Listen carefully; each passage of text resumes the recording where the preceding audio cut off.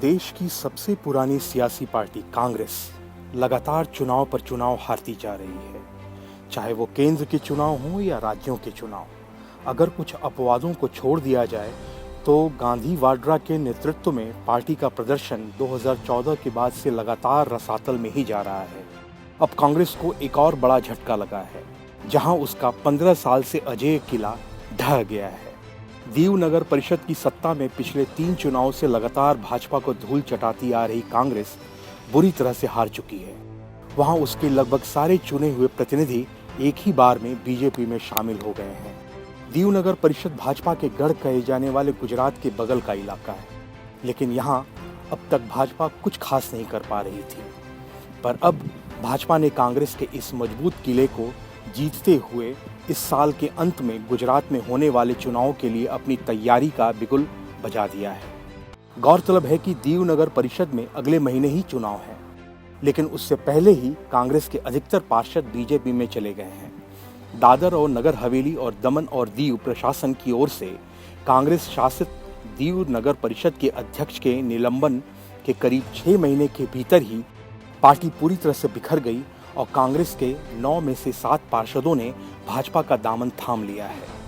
इसके साथ ही कांग्रेस यहां अल्पमत में आ गई है। लगातार 3 बार से चुनाव जीत रही कांग्रेस को चुनावों के कुछ ही महीने पहले पार्टी के पार्षद डूबते जहाज की तरह छोड़कर भाग निकले हैं। दीव गुजरात के ऊना के तट पर स्थित एक छोटा सा नगर निकाय है।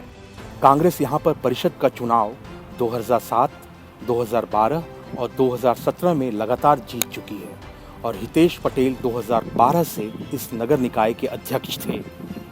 दीव के घोघला में आयोजित एक सार्वजनिक बैठक में कांग्रेस के 7 पार्षदों हरेश कपाड़िया, दिनेश कपाड़िया, रविंद्र सोलंकी, रंजन राजू वानकर, भाग्यवंती सोलंकी, भावनागा दूधमल और निकिता शाह औपचारिक तौर पर बीजेपी में शामिल हो गए। उन्हें बीजेपी के राष्ट्रीय सचिव विजय राहटकर ने ज्वाइन कराया, जो कि दादर और नगर हवेली और दमन और दीव के पार्टी प्रभारी भी हैं। इस महत्वपूर्ण राजनीतिक घटनाक्रम के बारे में राहटकर ने कहा, आज 6 कांग्रेस पार्षद बीजेपी में शामिल हो गए। अब कांग्रेस के पास लगभग कोई पार्षद नहीं बच गया है। ये पार्षद बीजेपी में यशस्वी प्रधानमंत्री नरेंद्र मोदी की विकास की राजनीति को समर्थन देने के लिए शामिल हुए हैं। आज कांग्रेस पूरे देश से गायब हो रही है और दीव से पूरी तरह से गायब हो गई है। उन्होंने कहा कि कांग्रेस के नगर परिषद अध्यक्ष लोगों की उम्मीदों पर नहीं उतर सके और सभी पार्षदों ने बीजेपी का दामन थाम लिया।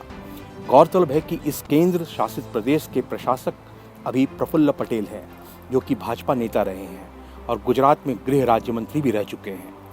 साल 2017 के नगर निकाय चुनाव में कांग्रेस ने यहाँ की 13 में से 10 सीटें जीतकर विजय का डंका बजाया था और बीजेपी सिर्फ 3 सीटें ही जीत पाई थी। लेकिन कांग्रेस के 7 पार्षदों की पार्टी बदलने से सबसे पुराने दल के पास सिर्फ 2 ही पार्षद बच गए हैं, जबकि सदन में भाजपा का आंकड़ा 10 पहुंच गया है और वह बहुमत में आ गई है। अब सदन में सिर्फ हितेश सोलंकी और उनके भाई जितेंद्र सोलंकी ही कांग्रेस का झंडा उठाने वाले रह गए हैं। कांग्रेस के एक और पार्षद मनसुख पटेल का पिछले साल नवंबर में निधन हो गया था। वह इस निकाय के उपाध्यक्ष थे। इस बीच हितेश सोलंकी ने प्रफुल्ल पटेल पर आरोप लगाया है कि उन्हीं के दबाव की वजह से कांग्रेस पार्षदों ने पाला बदला है।